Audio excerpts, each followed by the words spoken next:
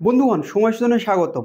Naushad Siddiqui main ইস্যুগুলো যে নেতাজি ইন্দোর থেকে তুলে ধরেছিল, তাদের প্রতিষ্ঠা দিবসের দিনে মেন যে ইস্যুগুলো তুলে ধরেছিল, যে ইস্যুগুলোর উপর বেশ এফেক্ট পড়ছে। যদি দায়িত্ব রিকল থাকতো, আমার মনে হয় এই আজকের দিন আমাদের দেখতে হতো না। বাংলার জনগণ এদেরকে উপরে বঙ্গোপসাগরে ফেলে দিত। হসপিটালের সামনেতে কিভাবে দালাল চলছে, আইএসএফ বিকল্প পলিসির কথা বলছে। কলকাতার রাজপথে আজকে 1000 দিনের উপরে এসএলএসটি থেকে শুরু করে, গ্রুপ ডি থেকে শুরু করে, প্রাইমারি আপার প্রাইমারি 3 থেকে শুরু করে মাদ্রাসা নিয়োগেও যে দুর্নীতি হয়েছে। চোর, কিছু চাকরি চোর, কিছু মেধা চোর, যারা তাদেরকে বাঁচাবার জন্য জনগণের ট্যাক্সের কোটি কোটি টাকা দিয়ে তাদেরকে সেফ রাখার জন্য প্রচেষ্টা চালাচ্ছে। আগামী দিনে যে সমস্ত পরীক্ষাগুলো নিয়ে হবে, ওই মার্কশিটের একটা কার্বন কপির ব্যবস্থা করা হোক, চুরি বন্ধ হয়ে যাবে। শুধু তাই নয়, আমরা সরকারের কাছে প্রস্তাব রাখতে চাই, সততার প্রতীক যাকে বলে, যার অনুপ্রেরণা ছাড়া সিংহে শাবকের জন্ম হয় না, তার কাছে আমরা প্রস্তাব রাখতে চাই। ফাইবার টেবিলে সমস্ত ভিডিওগ্রাফি হোক, যদি সহজ সাহস থাকে লাইভ স্ট্রিমিং করা হবে ওখান থেকে। কার ছেলেটা কি প্রশ্নের কতটা উত্তর দিতে পারছে এক্সপার্টদের, তার ভিত্তিতে তার নাম্বারটা আসবে। মেধার ভিত্তিতে চাকরি হচ্ছে না মেধা চুরি হচ্ছে, সেটা আমরা বুঝতে পারবো। কিন্তু আমার মনে হয় সততার প্রতীক এ কাজটা করবে না। যদি সমাজ ব্যবস্থা পরিবর্তনের জন্য রাজনীতির ময়দানে এসেছি, ক্ষমতা দখল আমাদের স্বপ্ন নয়। হাউসের আমরা প্রোগ্রাম করার ইচ্ছে ছিল, আমাদেরকে কোর্ট যে নির্দেশনা দিয়েছে আমরা অক্ষরে অক্ষরে পালন করব বলেছিলাম, এখন আমরা অক্ষরে অক্ষরে পালন করে যাচ্ছি। তবে আগামী দিনে আমরা আমাদের আইএসএফ এর পক্ষ থেকে ভিক্টোরিয়া হাউসের সামনে প্রোগ্রাম করব। আজকে যে কর্মী সমর্থকরা আসতে পারলেন না, তাদেরকে সাথে নিয়ে করব। কোনো হতাশার জায়গা নয়, রাজনীতির ময়দানে এসেছি আমরা, প্রয়োজনে আমরা পিঠ পেতে দেবো বলে আমরা অঙ্গীকারবদ্ধ হয়েছি। আমরা বিকল্পের কথা বলি, আমরা কিছু প্রস্তাব রাখি সরকারের কাছে, সরকারকে সেই প্রস্তাবটা গ্রহণ করে জনগণের জন্য বেটার সার্ভিস যাতে প্রোভাইড করে তার কথা বলি। এতেই সরকারের চোখ খুশুল হয়ে যাচ্ছে। আমরা বলি শিক্ষার কথা, আমরা বলি স্বাস্থ্যের কথা, আমরা বলি কর্মসংস্থানের কথা। সরকার বলে দুয়ারে মত, ক্লাব দেবো, গ্রামবোর্ড দেবো, টিভি দেবো, মস্তি করার জন্য যত রকম আছে হইহুল্লোড় করার জন্য তার সমস্ত ব্যবস্থা করে দেব। কিন্তু ভাবতে অবাক লাগছে, 8500 মতো শিক্ষা প্রতিষ্ঠান বন্ধ হতে চলেছে। এর বিরোধিতা যখন করি, তখনই সরকার আমাদেরকে দমিয়ে দেওয়ার চেষ্টা করে। আজকে আমরা ভুলে যাচ্ছি না, প্রেসিডেন্সি ইউনিভার্সিটিকে বিশ্বমানের ইউনিভার্সিটি করার কথা বলেছিল এই মাননীয়া আলিয়া ইউনিভার্সিটির কথা আমরা ভুলে যাচ্ছি না। সংখ্যালঘু সমাজের একটা স্বপ্নের প্রতিষ্ঠান, মাননীয় ক্ষমতায় আসার আগে সংখ্যালঘুদের সার্চার কমিটিকে সামনে রেখে অনেক বড় বড় স্বপ্ন দেখিয়েছিলেন, একটাও তো বাস্তবায়ন হয়নি। শুভবুদ্ধি সম্পন্ন মানুষ, শিক্ষানুরাগী মানুষ, আমরা ভালো করেই জানি একটা ইউনিভার্সিটির ন্যাকের টিম ভিজিট না করলে সেই ইউনিভার্সিটির সার্টিফিকেটের দাম কি থাকছে। এসএফকে আটকানোর জন্য যে তৎপরতা মমতা ব্যানার্জি করছেন, তার ভাইপোর নেতৃত্বে হচ্ছে, সেই তৎপরতার সাথে যদি বাংলায় 100 দিনের কাজের যারা করেছেন তাদের টাকার যদি ব্যবস্থা করতো, আনার ব্যবস্থা করতো, তাহলে আমি এই মঞ্চ থেকে তাকে ধন্যবাদ জানাতাম। সংবিধানের 131 নম্বর ধারায় উল্লেখ আছে, রাজ্য এবং ইউনিয়নের সাথে, স্টেট এবং ইউনিয়নের সাথে কোনো বিষয় যদি মতান্তর দেখা যায় 131 নম্বর ধারা অনুযায়ী সুপ্রিম কোর্টে যেতে পারে। কিন্তু আমরা কি দেখছি, শুধু নাটক হচ্ছে। রাজ্যপাল ভবনের সামনে 144 ধারাকে উপেক্ষা করে সেখানে মিছিল, সেখানে মিটিং, সেখানে অবস্থান করে, সেখানে মাইক লাগিয়ে প্রতিবাদ করতে পারছে, কিন্তু সংবিধানের 131 নম্বর ধারাকে সামনে রেখে কেসে যাতে পারছে না, আইনের দ্বারস্থ হচ্ছে না। আবার উপরন্ত কি দেখছি, একটা রাজনৈতিক দলের মিটিং মিছিলকে আটকানোর জন্য এজি স্যারের মতো গুরুত্বপূর্ণ পোস্টকে তাদেরকে কাজে লাগানো হচ্ছে। আসল গুড়াই তো গলত। 100 দিনের কাজের টাকা কিভাবে আইনের মাধ্যমে চাইতে যাবে? আর প্রায় 14.5 লক্ষ ফেক জব কার্ড এরা বানিয়েছে। তৃণমূলের নেতৃত্বে হয়েছে, তখন যাদের নেতৃত্বে বানিয়েছে তাদেরকে হয়তো তিহার জেলে রাখতে পারে। সেই জন্য এরা জনমানুষের শুধু নাটক ছাড়া আর কিছু করছে না। দুটো পাতা একটা কুড়ি তুলতে হয়, তিনি এটা ভালো করে জানেন। কিন্তু ওই চা বাগানের শ্রমিকদের এখনো পর্যন্ত মিনিমাম ওয়েজেস নিয়ে 2015-16 থেকে 2024 হচ্ছে, প্রায় 22 থেকে 23 বার ঘন্টার মিটিং হয়ে যাওয়ার পরেও অপদার্থ মমতা ব্যানার্জির নেতৃত্বের সরকার এখনো চা শ্রমিকদের মিনিমাম ওয়েজেসটা ঠিক করতে পারলো না। কি সরকার চলছে? এটা সার্কাস চলছে। ডিপার্টমেন্টের মিনিস্টারকে প্রশ্ন করেছিলাম, আমাদের রাজ্য থেকে ভিন্ন রাজ্যে কাজে গিয়েছে এই ধরনের শ্রমিকের সংখ্যা কত? মাননীয় মন্ত্রী বলেছিলেন, আমার এখন জানা নাই, আমাকে লিখিত উত্তর দেবে। কিন্তু দুঃখের বিষয়, বছর পার হয়ে যাচ্ছে, নতুন বছরে পদার্পণ করলাম, এখনো পর্যন্ত কোনো লিখিত উত্তর পেলাম না। আমার তো মনে হয় এই ডেটাটুকু পর্যন্ত মমতা ব্যানার্জির শাসন আমলে অপদার্থ মন্ত্রীর কাছে হয়তো নাই, এরা দপ্তর চালাচ্ছে। এই প্রশ্নগুলো যখন করি, যখন উত্তর দিতে পারে না, তখন বিধানসভার মধ্যে মুখ চাওয়াচাই করে আইএসএফ তথা সংযুক্ত মোর্চার একটা বিধায়ক যখন কৃষিমন্ত্রীকে প্রশ্ন করে, আপনারা তো বলছেন কৃষকের 3 গুণ আয় বেড়েছে, কিন্তু আজকের ডেটে পশ্চিম বাংলার একটা কৃষক পরিবার পিছু মাসিক গড় আয় কত, সে উত্তর দিতে পারছেন না, একে অপরের মুখ চাওয়াচাই করছে। বাইরে বেরিয়ে আইএসএফ এর মুখ কিভাবে বন্ধ করা যায় তার জন্য যত প্রচেষ্টা আছে চালিয়ে যান।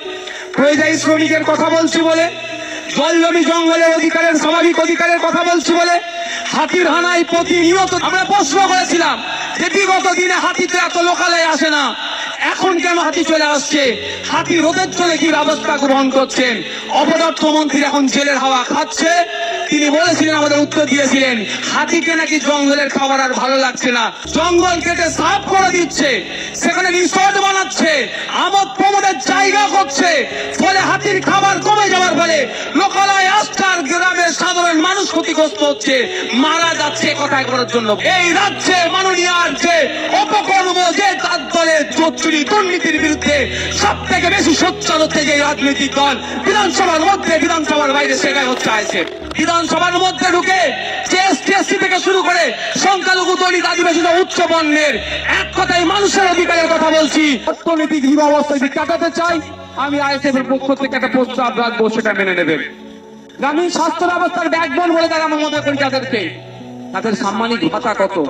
আমরা এই জায়গা থেকে দাঁড়িয়ে অ্যানাউন্স করতে চাই, বলতে চাই রাজ্য সরকারকে, তাদের 15,000 টাকার মাইনে বা সাম্মানিক ভাতার ব্যবস্থা করতে হবে, কারণ তারা গ্রামীণ স্বাস্থ্য ব্যবস্থার ব্যাকবোন হিসাবে কাজ করে। একটা পুলিশকে 16 ঘন্টা 18 ঘন্টা করে প্রায় ডিউটি করতে কেন হবে? এদিকে পুলিশের প্রায় 1.5 লক্ষ শূন্য পদ আছে।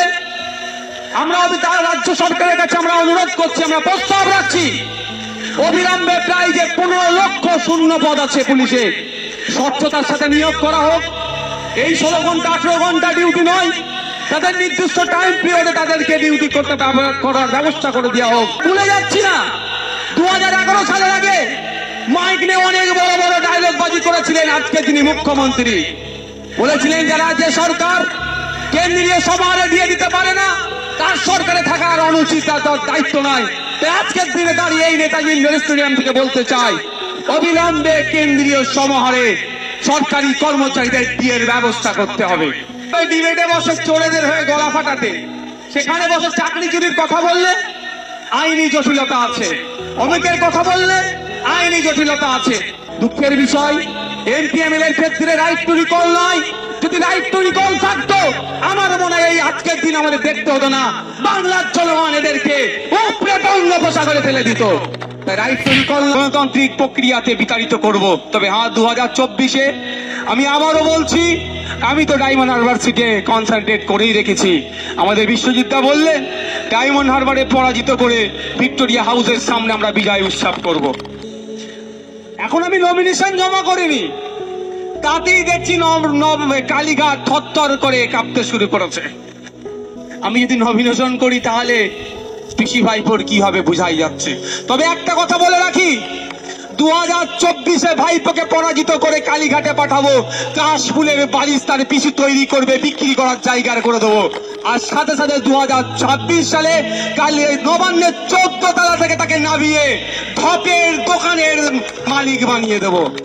চপের দোকানের নয়, ঢপের দোকানের, একটার পর একটা ঢপ দিয়ে যাচ্ছে। বলছে মেটিয়াপুরিতে কি টেক্সটাইল হাফ করে দিয়েছে। আমার মেটিয়াপুরিতে কিছু উস্তাকার বন্ধুদের সাথে যোগাযোগ আছে, আমি ফোন লাগিয়েছি, হয়তো নতুন করে কিছু উদ্বোধন করলো নাকি। তারাও বললো এটা দিদির অত নম্বর ঢপ। তো সরকারকে প্রশ্ন করছি, কি বিশ্ব বাণিজ্য শিল্প সম্মেলন না কি বিশ্ববঙ্গ শিল্প সম্মেলন করেছিল না, সে প্রশ্ন করেছিলাম আমরা। বিধানসভায় যে কোশ্চেনগুলো জমা দেওয়া হয় যতক্ষণ না পাবলিশ হয় সেই প্রশ্ন সম্পর্কে বলা যায় না। কিন্তু দুঃখের বিষয়, এমন কিছু কোশ্চেন জমা দিয়ে আছে আইএসএফ এর পক্ষ থেকে তথা সংযুক্ত মোর্চার একমাত্র বিধায়ক জমা দিয়ে রেখেছে, সেই প্রশ্নের উত্তর দেওয়ার এদের সৎ সাহস নেই। সরকারের কাছে জানতে চেয়েছিলাম বিগত বছরে যে প্রমিস করেছিল সেই প্রমিস অনুযায়ী শিল্পপতিরা, উদ্যোগপতিরা কত টাকা কোন কোন জায়গায় ইনভেস্ট করেছে এবং ইনভেস্টের ফলে বাংলার কত ছেলে মেয়ে চাকরি পেয়েছে এবং বাংলার কত রাজস্ব এসেছে তার ডেটাটা দেওয়া হোক। আমাদের রাজ্যে ইনভেস্ট কিভাবে হবে? ওই দিনকে আমাদের রাজ্য থেকে শিল্পপতিরা মুখ ফিরিয়ে নিয়েছিল, যেই দিনকে টাটাকে রাজ্য থেকে বিতাড়িত করেছিল। আমি দায়িত্ব নিয়ে বলতে পারি, মমতা ব্যানার্জির স্নেহধন্য অনেক বড় বড় উদ্যোগপতি শিল্পপতিরা আছে, তারাও বাংলাতে ইনভেস্ট করতে ভয় পাচ্ছে, ইনভেস্ট করতে চাইছে না। কারণ কিছু মমতা ব্যানার্জি দামাল ভাই ভাইপোরা আছে যাদের তোলাবাজির কারণে বাংলা থেকে শিল্পপতিরা চলে যাচ্ছে। তো এদের হাত থেকে বাঁচতে গেলে, বাংলায় শিল্প আনতে গেলে মমতা ব্যানার্জিকে সর্বপ্রথম বাংলা থেকে বিতাড়িত করতে হবে। তাই বন্ধুগণ, আবারও বলবো, রাইট টু রিকল নয়, আমাদেরকে ভোটের মাধ্যমে এদেরকে বিতাড়িত করতে হবে। বিতাড়িতের প্রথম স্টেপ হবে লোকসভা নির্বাচন। এই লোকসভা নির্বাচনে এদেরকে প্রতিহত করতে হবে। বিজেপি এবং তৃণমূলকে একইভাবে হারাতে হবে এবং 2026 নির্বাচনে সম্পূর্ণরূপে বাংলা থেকে বিজেপি এবং তৃণমূলের বিদায় ঘন্টা বাজিয়ে দিতে হবে। মমতা ব্যানার্জি মহাশয়া বলেন রাজ্যের অর্থনৈতিক অবস্থা তলানিতে, হসপিটালে বেড নাই কেন? ভাঙড়ে হসপিটালগুলোকে উন্নত মানের করার যখনই কথা বলি অর্থের দুরবস্থার কথা বলে, সরকারি কর্মচারীদের ডিএর কথা বললে অর্থের দুরবস্থার কথা বলে, স্বাস্থ্য কেন্দ্রের মান উন্নয়নের কথা বললে অর্থের দুরবস্থার কথা বলে, শিক্ষক নিয়োগের কথা বললে অর্থের দুরবস্থার কথা বলে। আমি আজকে নেতাজি ইন্ডোর স্টেডিয়াম থেকে মাননীয় মুখ্যমন্ত্রীকে বলছি, যদি আপনি রাজ্যের ভালো চান, নওশাদ সিদ্দিকীকে আগামী 6 মাসের জন্য অর্থ দপ্তরটা দিয়ে দিন। রাজ্যের অর্থনৈতিক অবস্থা আমি পরিবর্তন করে দেখিয়ে দেবো। নির্দ্বিধায় বলছি, যদি অর্থনৈতিক দুরবস্থা পরিবর্তন না করতে পারি, রাজনীতি করাই আমি ছেড়ে দেবো। যেদিন দায়িত্ব দেবেন তার পরের দিন থেকেই সরকারি কর্মচারীদের কেন্দ্রীয় সমাহারের ডিএর ব্যবস্থা করে দেবো এবং যে কটা সমাজ কল্যাণমূলক প্রকল্প চলছে একটাও বন্ধ হবে না, সবটাই চালাবো। তাই বলছি, মমতা ব্যানার্জি যদি সদিচ্ছা থাকে, নওশাদ সিদ্দিকীর হাতে রাজ্যের অর্থ দপ্তরটা মাত্র 6 মাসের জন্য তুলে দিক, যে হয় কি হয় না দেখিয়ে দেবো। আমাদের রাজ্যের সম্পত্তি আছে, দেশের অনেক সম্পত্তি আছে, চুরি হয়ে যাচ্ছে। এই মমতা ব্যানার্জি তার ভাইপোদের নেতৃত্বে সম্পত্তিগুলো চুরি হয়ে যাচ্ছে। চুরি আটকালেই শিক্ষা কেন্দ্রের যেমন মান উন্নয়ন হবে, চক ডাস্টার যেমন পৌঁছে যাবে, হসপিটালে বেডও পৌঁছাবে, নতুন নতুন চাকরি হবে এবং সরকারি কর্মচারীদের কেন্দ্রীয় সমাহারে ডিওর ব্যবস্থা করা যাবে। আমি আবারও চ্যালেঞ্জ করছি, মমতা ব্যানার্জি মহাশয় যদি রাজ্যের ভালো চান, সরকারি কর্মচারীদের ভালো চান, আমার জনসাধারণের ভালো চান, শিক্ষা, স্বাস্থ্য, কর্মসংস্থান, এক কথায় বাংলার অর্থনৈতিক, বাংলার জনগণের আর্থসামাজিক মান উন্নয়ন চাই, আগামী 6 মাসের জন্য আমার হাতে অর্থ দপ্তর তুলে দিক। এই অর্থনৈতিক চাকা আমূল পরিবর্তন করে দেখিয়ে দেব। ধন্যবাদ। সামনে লোকসভা ভোট, নীতিশ কুমারের ঢিকবাজি মারার সময় এসে গেছে, এটি কিন্তু মনে রাখবেন। বাংলায় 42টি আসন, 2019 সালে যে নির্বাচনটা হয়েছিল লোকসভা নির্বাচন, সেখানে 18টি সিট জিতেছিল বিজেপি। পরবর্তী সময় আরও 2 পিস চলে যায়। তো এবার এই সমীকরণটা বিহারের ক্ষেত্রে আপনি একটু দেখুন, বিহারের ক্ষেত্রে একটু ব্যতিক্রম। অরবিন্দ কেজরিওয়াল সে কিন্তু ঢিকবাজি মারছে না, কিন্তু বিজেপির সুবিধা করে দিচ্ছে, ওই বাংলার মতো আর কি। লোকসভা উপলক্ষে আগামীকাল চাঞ্চল্যকর তথ্য নিয়ে আসবো পাঞ্জাব, বিহার এবং কলকাতা, 3টি রাজ্যের। এছাড়া রাজনীতির যে সমীকরণ সেটিও তুলে ধরবো যুক্তির সঙ্গে। আপনারা কালকের ভিডিওটি দেখতে ভুলবেন না। আপনার নাম এবং পেশা দিয়ে কোনো প্রশ্ন করতে পারেন, স্ক্রিনে দেওয়া হোয়াটসঅ্যাপ নাম্বার আছে, এখানে আপনি মেসেজ করে প্রশ্ন করতে পারেন, অথবা ভিডিও করে আপনি প্রশ্ন করতে পারেন। বিজেপির একটা আরও পপুলারিটি বেড়ে গেছে, সেক্ষেত্রে নীতিশ কুমারের ঢিকবাজি মারার সম্ভাবনা বেশি। এর সঙ্গে সঙ্গে আপ কিন্তু বিজেপির সুবিধা করে দিচ্ছে। এছাড়া বাংলার মুখ্যমন্ত্রী, আমাদের সকলের জননেত্রী, ইনি কিন্তু সুবিধা করছে কি না করছে, আগামীকালকে এ বিষয়ে আমি আপনাদের আগামীকাল এ বিষয়ে যুক্তির সঙ্গে কিছু তথ্য খানা করব, নিশ্চয়ই আপনারা বুঝতে পারবেন কে কাকে সুবিধা করছে আর কে কাকে সুবিধা করছে না। তো আগামীকাল ঠিক 9টার সময় ভিডিও আসবে। যদি আপনার মন চায় চ্যানেলটি সাবস্ক্রাইব করবেন এবং দেখা হচ্ছে আগামীকাল ঠিক 9টার সময়। ভালো থাকবেন, সুস্থ থাকবেন, ধন্যবাদ।